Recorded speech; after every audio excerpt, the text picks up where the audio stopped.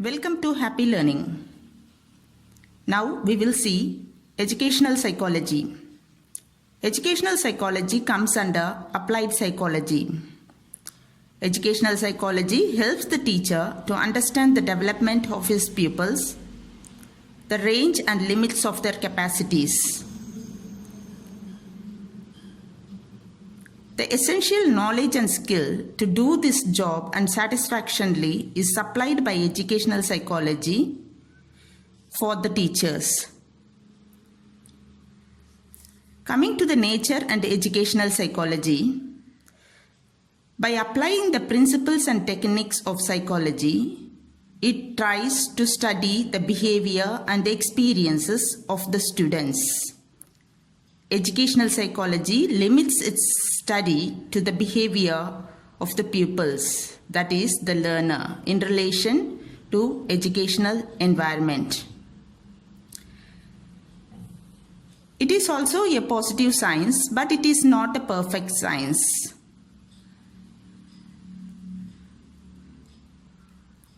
There were different scopes of educational psychology. It may be related to the learner, the learning experiences, the learning process, the learning situations, and the teacher. Coming to learner, the total subject matter of educational psychology revolves around the factor learner. Learner deals with learning activities.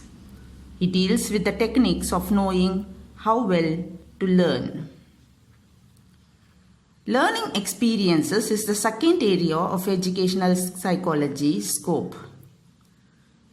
Here, what learning experiences the learner get is being analyzed. Experiences at different stages of growth and development is thoroughly experienced. In this area, educational psychology has the subject matter which facilitates the section of the desirable experiences of the learner. Learning processes. After knowing the learner and deciding on the types of learning experiences that are to be provided, the next problem arises when helping learner properly acquires these experiences with ease and convenience. Therefore, educational psychology deals with the nature of learning and how. It takes places and comprises topics such as laws, principles, and theory of learning, remembering and forgetting, perceiving, concept formation, thinking and reasoning process, problem solving, transfer of learning, ways and means of effective learning, and so on in learning processes. Learning situation. It is related with the learning situation which acquired by the particular learner. It relates to the environmental factors. Teacher. It relates with the teacher's capacity, how he plays the role in the process of education. Teacher's personal conflict, motivation, anxiety and adjustment are related with the scope of educational psychology. Now coming to the function of educational psychology, there were different functions related with educational psychology. First and the foremost is the thorough knowledge of the nature of the child. Second function, to provide an understanding of the nature, aim and purpose of the education. And then it makes us to familiarize the vocabulary and to understand and appreciate the scientific processes by which the data of educational psychology are obtained. Developmental process with particular emphasis upon the promotion, guidance and control of mental and moral aspects. It makes us to understand, to know or govern learning together with knowledge. The different type of theories makes and evaluate the mental ability and aptitude of the particular person. The principles and conclusions regarding prevention of all type of maladjustments together with the approved practices to achieve satisfactory adjustment.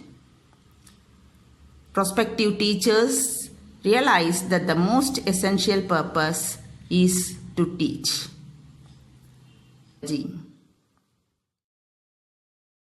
Limitation of educational psychology. So many limitations are there related with educational psychology. Some we will be seeing with. There is no guarantee that individual may behave the same level at all the circumstances. Child may not behave in the same way, in the same environment. Wide variations are seen among individuals related with learning. Animals and birds are often used for psychological experiment, so it may not be true and applicable for human being. Theoretical situation may not be applicable in day-to-day classroom situation. Each and every student in the classroom may be different in attention power. Now coming to know about the educational psychology with regard to teaching and learning. Some of the most prominent teaching and learning process related with this, to know about the learner, to know about the subject matter, to learn about the learning experiences related with subject matter, and to know the techniques of learning as well as teaching, and then to learn about the situations, to learn about the mechanism of hereditary and environment, helping the children to maintain discipline, guiding them, evaluating and assessing, solving the problems in the classroom, knowing about oneself, motivating the teaching and learning process, and knowing about the group behaviorism, and not only this, making the child to develop overall development. Thank you very much.